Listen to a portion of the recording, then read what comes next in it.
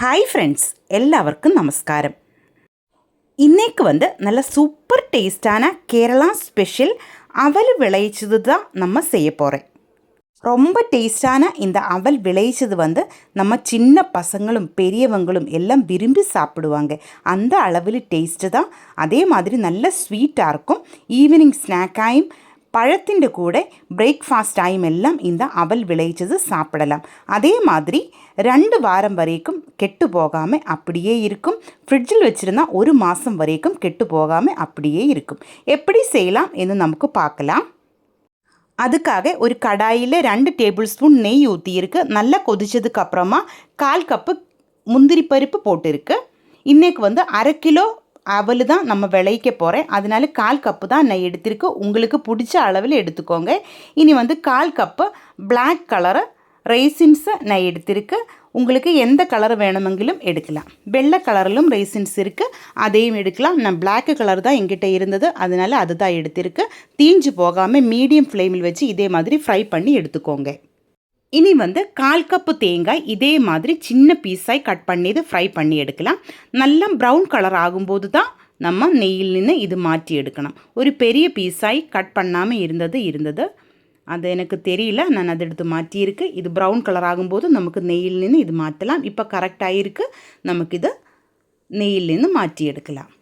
பின்னாடி 1/2 கப்பு பொட்டுக்கடலை இதிலேக்கு சேர்த்து நல்லா ஃப்ரை பண்ணி எடுக்கலாம். பொட்டுக்கடலை கொஞ்சம் அதிகமாக சேர்க்கணும். அப்போ தான் நம்ம அவல் விளைச்சதில் நல்ல டேஸ்ட்டாக இருக்கும். பொட்டுக்கடலை இந்த மாதிரி ஃப்ரை பண்ணும்போது ஸ்டவ் லோ ஃப்ளேமில் வச்சுக்கோங்க. கொஞ்சம் நேரம் ஃப்ரை ஆயால் போதும். ப்ரௌன் கலராக ஒன்றும் ஆக தேவையில்லை. இதனுடைய ஒரு பச்சை வாசம் போகணும், அது மட்டும் போதும். அதுக்குள்ளே நமக்கு இது நெய்யில் நின்று மாற்றணும். இப்போ நம்ம பொட்டுக்கடலை கரெக்டாக ஃப்ரை ஆகிருக்கு. இனி நெய்யில் நின்று மாற்றலாம். இனி ஸ்டவ் ஆஃப் பண்ணிக்கோங்க. ஸ்டவ் ஆஃப் பண்ணியதுக்கப்புறமா 2 டேபிள் ஸ்பூன் எள்ளு, கருத்த எள்ளு தான் சேர்க்கணும். கருத்த எள்ளு நமக்கு ஃப்ரை பண்ணி எடுக்கலாம். ஸ்டவ் ஆஃப் பண்ணியதுக்கப்புறமா தான் இது சேர்த்து ஃப்ரை பண்ணி எடுக்கணும். தீஞ்சு போகாமல் பார்க்கணும். இப்போ எல்லாமே நான் கரெக்டாக ஃப்ரை பண்ணி எடுத்திருக்கு. நம்ம 1/2 கிலோ அவல் தான் எடுத்திருக்கு. அதனால 3/4 கிலோ வெல்லம், 1 கப்பு தண்ணி ஊற்றி இதே மாதிரி பானியாக்கி நான் எடுத்திருக்கு. பாருங்கள், 1/2 கிலோ அவலுக்கு 3/4 கிலோ வெல்லம் தான் எடுத்திருக்கு. அதிலேக்கு 1 கப்பு தண்ணி ஊற்றியிருக்கு. இந்த மாதிரி மட்டை அவல் எடுத்துக்கோங்க. உப்புமா செய்கிற அவல் எடுக்கக்கூடாது. மட்டை அவல் தான் நல்லாயிருக்கும். இனி 1/2 கப்பு தேங்காய் துருவியது எடுத்திருக்கு. அது நெய்யில் இதே மாதிரி ஃப்ரை பண்ணி எடுக்கலாம். கொஞ்சம் பெருசான ஒரு பாத்திரம் தான் வச்சுருக்கு. நான் ஒரு உருளி தான் வச்சுருக்கு. இதில் போட்டு நல்லா ஃப்ரை பண்ணி எடுக்கலாம். ப்ரௌன் கலர் ஒன்றும் ஆக தேவையில்லை. கொஞ்சம் நெய் ஊற்றி இதே மாதிரி லைட்டாக ஒன்று ஃப்ரை பண்ணி எடுத்துக்கோங்க. தேங்காயிலே தண்ணியெல்லாம் கொஞ்சம் வற்றணும். இப்போ பாருங்கள், நம்ம தேங்காயெல்லாம் ஓரளவுக்கு நல்லா ஃப்ரை ஆகி வந்துடுச்சு. இவ்வளோ போதும். இனி இதிலேக்கு நம்ம எடுத்து வச்சுருந்தா வெள்ளத்திൻ്റെ பானி ஒரு வடிகட்டியிலே ஊற்றி இதே மாதிரி தேங்காயிலேக்கு சேர்க்கலாம். நல்லா மிக்ஸ் பண்ணிக்கோங்க. இனி இந்த வெள்ளத்திൻ്റെ பானியிலே தேங்காய் நல்லா விளையிச்சு எடுக்கணும். இதே மாதிரி நல்லா கொதிக்க விடலாம். இந்த வெள்ளத்திൻ്റെ பானி நல்லா குறுகி வரணும், திக்காயிட்டு வரணும். ஆனால் ரொம்ப திக்காகி வரக்கூடாது. ஒரு மீடியம் அளவில் இதே மாதிரி தான் வரணும். இப்போ பாருங்கள், இந்த மாதிரி தான் இருக்கணும். இனி நமக்கு ஸ்டவ் ஆஃப் பண்ணலாம். இது நமக்கு ஆறதுக்கு விடலாம். ஆனால் ரொம்ப ஆறக்கூடாது. லைட்டாக சூடு இருக்கணும். அந்த டைமில் நமக்கு இதிலேக்கு அவல் கொஞ்சம் கொஞ்சமாய் சேர்க்கலாம். அவல் ஒட்டுக்கா போடக்கூடாது. இதே மாதிரி கொஞ்சம் கொஞ்சமாய் சேர்த்து தான் மிக்ஸ் பண்ணி எடுக்கணும்.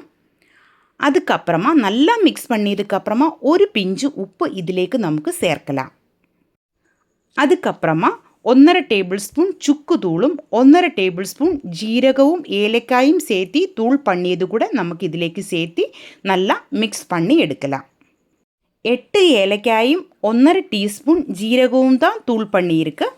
അതിൽ നിന്ന് தான் 1/2 ടേബിൾ സ്പൂൺ நம்ம ഇതിലേക്ക് சேர்த்தியிருக்கிறது.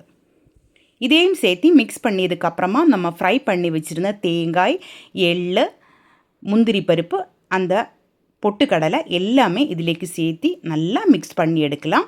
நான் வந்து 2 கரண்டி வச்சு 2 சைடில் நின்னும் நல்லா கலரி விட்டு மிக்ஸ் பண்ணி எடுத்திருக்கு.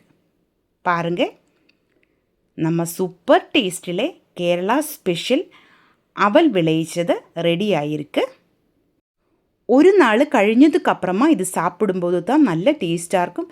இந்த ஃப்ளேவர் எல்லாம் இதில் பிடிச்சி நல்லா உதிர்ந்து வரும். நல்ல டேஸ்ட்டாக இருக்கும். கண்டிப்பாக நீங்கள் ட்ரை பண்ணி பாருங்கள். நம்ம பசங்களெல்லாம் நல்லா விரும்பி சாப்பிடும். அந்த அளவில் டேஸ்ட்டாக இருக்கும்.